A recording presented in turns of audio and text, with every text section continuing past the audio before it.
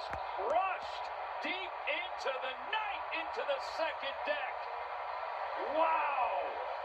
Solo home run, Kyle Schwarber. Another step closer to Ryan Howard. It's his 56th of the season.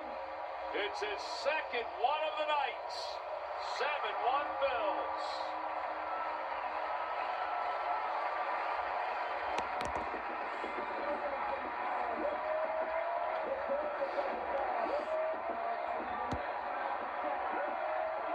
Yeah, and our giant home run replay is just that one right there. Boy, you talk.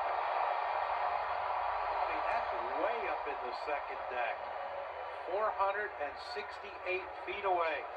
Exit velocity, a lot.